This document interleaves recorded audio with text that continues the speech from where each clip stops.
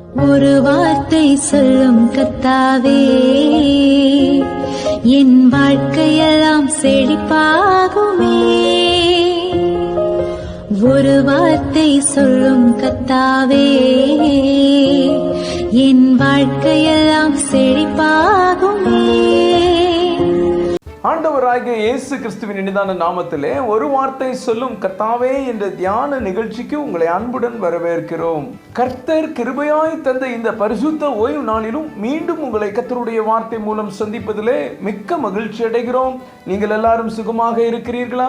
கர்த்தருடைய கிருபையினாலே நீங்கள் எல்லாரும் சுகமாக இருப்பீர்கள் என்று சொல்லி நாங்கள் நம்புகிறோம்.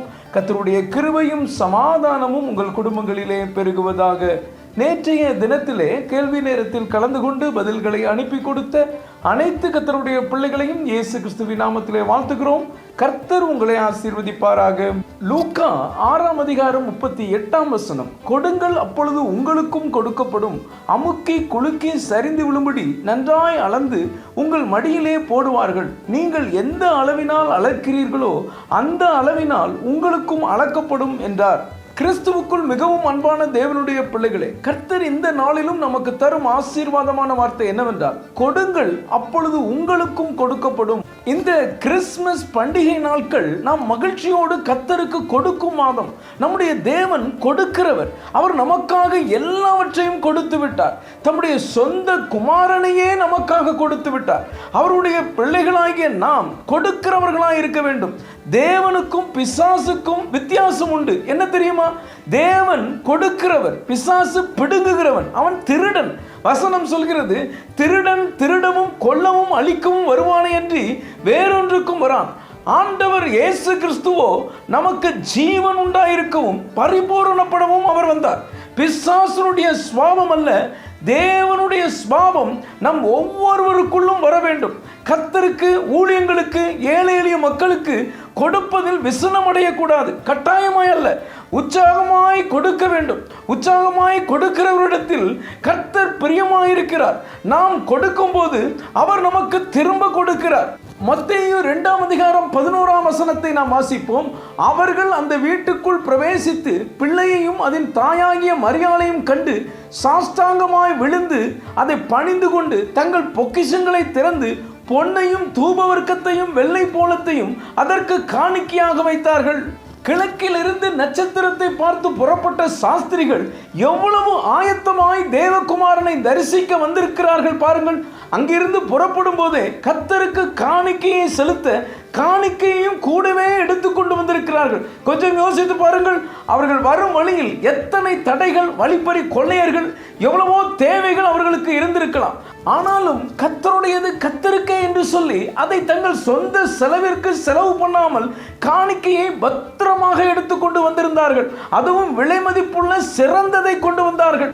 என கண்பான தேவனுடைய பிள்ளைகளே, கிறிஸ்துமஸுக்காக நமக்கென்றும் நம் பிள்ளைகளுக்கென்றும் நம் குடும்பத்தினருக்கென்றும் எவ்வளவு பணம் ஒதுக்கி செலவு செய்திருக்கிறோம்.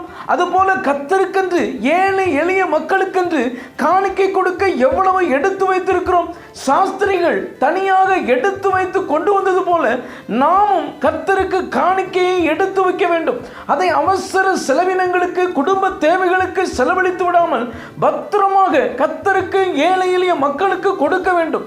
இதை வருஷா வருஷம் நாம் பழக்கப்படுத்த வேண்டும். பணம் தான் காணிக்கையாக கொடுக்க வேண்டும் என்பதல்ல, ஏழை எளிய மக்களுக்கு என்ன தேவையோ அதை பொருளாகவும் கொடுக்கலாம். பழையவைகளே அல்ல, உங்களுக்கு வேண்டாதவைகளே அல்ல, சாஸ்திரிகளைப் போல சிறந்தவைகளை கர்த்தருக்கு கொடுங்கள்.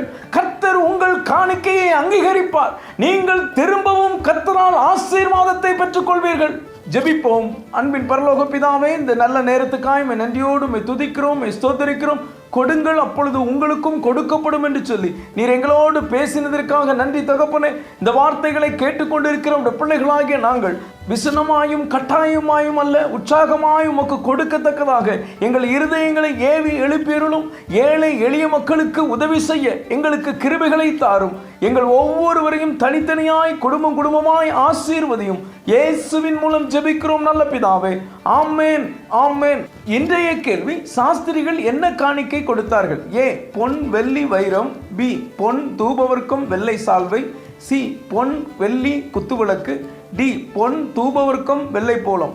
இந்த கர்த்தருடைய வார்த்தை உங்களுக்கு ஆசீர்வாதமாக இருந்திருக்குமே ஆனால் தயவுசெய்து லைக் பண்ணுங்கள். உங்களுடைய நண்பர்களுக்கும் உறவினர்களுக்கும் வாட்ஸ்அப்பில் இருக்கிற அனைத்து குழுக்களுக்கும் அனுப்பி கொடுங்கள். தொடர்ந்து உத்தரப்பிரதேசத்திலும் ஒரிசாவிலும் ஊழியம் செய்து கொண்டிருக்கிற மிஷனரிமார்களுக்காகவும் குஷ்டரோகிகளுக்காகவும் நம்மால் பராமரிக்கப்படும் ஆதிவாசி குழந்தைகளுக்காகவும் ஜெபித்துக் கொள்ளுங்கள். அவர்களுக்கென்று ஏறக்குறைய 20,000 ரூபாய் காணிக்கையாக அனுப்பி கொடுத்த கர்த்தருடைய பிள்ளைகளை கர்த்தர் தாமே ஆசீர்வதிப்பாராக.